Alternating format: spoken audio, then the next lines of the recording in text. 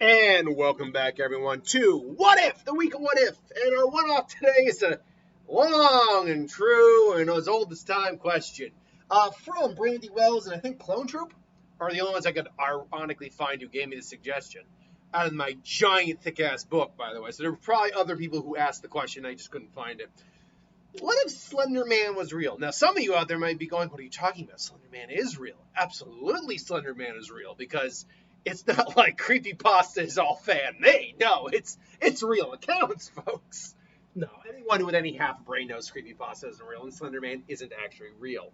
Unless, of course, you ask those poor those girls who did the murder of that other girl because Slender Man told them to do it. But then that's psychosis on their own part. Okay, the actual question comes down to what if this being, whatever it actually is, and again, there's still a lot of questions up in the air what Slender Man really is: alien, interdimensional demon, spirit, a tulpa. So being created from collective thought and given life because of that. But what we can say is, what's the best way to put it? I feel like Slender Man would act like a step above a cryptid. With a cryptid like Bigfoot, Loch Ness Monster, anything like that, there are stories about it. There's some level of evidence, but nothing conclusive. And we treat it as something that could exist, but we're just not 100% sure and not willing to put all the manpower into it. With Slender Man, I feel like it's something a little bit above that, where there's still going to be stories about Slender Man. There's going to be religions and faiths devoted to Slender Man. At least cults at any rate, because there probably are cults of Slender Man already. But with it being real, there definitely would be. But because there would actually be missing people, because there would actually be, encounters where people got hurt, and maybe a bit more conclusive evidence on some level in terms of video, photography, whatever. Because of all that, I feel like it's a step above it, where it's like it isn't something it's something that could exist, or is unknown, might exist, or is something out there we just don't know what it is. It's that I think at least the higher powers of our world, or at least of the United States, wherever Slender Man. That's a good question. Does Slender Man show up anywhere else except in America? I'm not aware of that part of the lore. But let's just assume right now he's localized to America. I feel like it's something that our government is actually more aware of this thing, and it's kind of like a Men in Black scenario or a SCP scenario, really, where we have a certain section, might not be heavily funded, admittedly, but a certain section of our government branched off and sectioned off to try to deal with and capture this thing. Because really, because we're humans, and as brilliant as we can be, and we can be very brilliant and very beautiful and very wonderful, we are also very greedy, self-centered, which is kind of oxymoronic to say, and power hungry and violent in many ways. We would see what some of the abilities this thing has, like the tentacles, the shadow hiding, the teleportation disappearing, and we'd want to figure out a way to weaponize that, to reverse engineer it and just apply it to soldiers or our government or our weapons. Imagine shadow transporting a nuke to your enemies. I mean, seriously, it's or just teleporting in, dropping a bomb, and then it deuces and just gone. Like, we would want to try to figure out how this thing works and how we can apply it to us. So we would definitely be having a certain portion of the government, the CIA, whatever you want to say, devoted trying to catch this thing. Now, how prominent would that be of our government? Probably not very. I don't think it'd be the bottom of the barrel, because we would be having a very difficult time trying to catch this thing. Slender Man, there's a reason, like, in lore, you don't ever really hear Slender Man being caught. It confronts people on its own terms. And it has had confrontations with other characters in the creepypasta lore, and it has had confrontations just people trying to attack it and failing.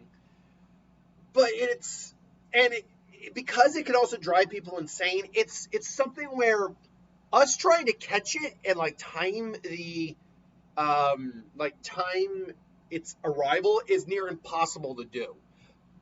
Which is why probably there's not a lot of resources developed into catching this thing, because it's just so hard to do. It's kind of a waste of money. And let's be honest, even if the government honestly just put all their money into finding this thing, what do we have? I mean, could we theoretically develop like a tachyon field or something like that? I'm spitballing randomness right now. Like a tachyon field that prevents teleportation, or bright lights so there's no trap it in a room with bright lights, no shadow, so it can't like disappear in shadows or manipulate shadows or something like that.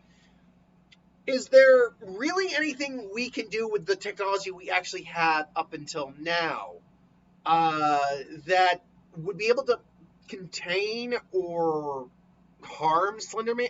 Like, theoretically, if for some reason these people were at the site of a Slender Man attack and they were able to time it, and they're like, all right, Slender Man, he's going to be here. We know he's going to be here. It's like, there he is! And it's like, oh my God! Like, put on your filters or something like that to prevent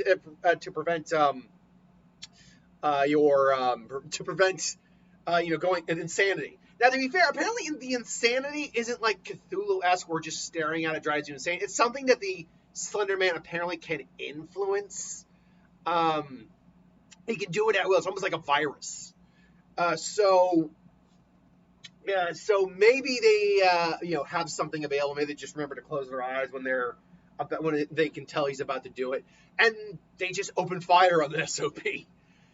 To be fair, while Slender Man is considered one of the most dominant beings in his world, there's very little lore that I can find about how he deals with actual combat. Like, he can be effective in combat, but in terms of, like, if he gets shot, does it do anything? From a little I know, it doesn't do a lot.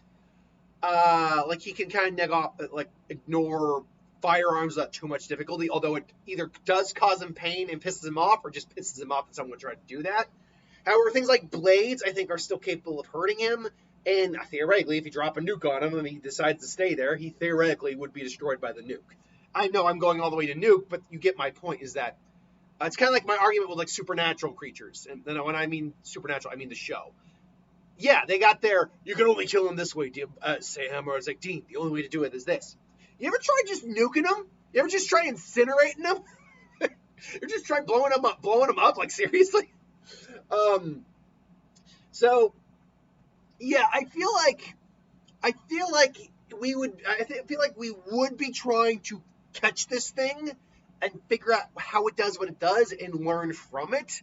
The problem would be, how do we go about doing that? We just don't really have the tech to deal with these kind of abilities in the real world. So I feel like it would just be a cat and mouse for the entirety of human existence until either our technology caught up to the point where we could do that, could catch it, or we just keep going around the same circle over and over again. The Slender Man, though, would be a being that would pose the most minor threats to humanity, because it's not trying to wipe us out in mass. It's just randomly choosing people to capture and taking them. So, yeah, I feel like we'd be doing a lot of just back and forth with the Slender Man throughout history. But that's my take on what if Slender Man was real. I feel like there would definitely be efforts to try to stop and contain and capture it, but I feel like a lot of those efforts would be kind of for naught. Either way, though, that's my take. What do you think? Let me know in the comments below. Until then, thanks for watching, and I'll see you next time.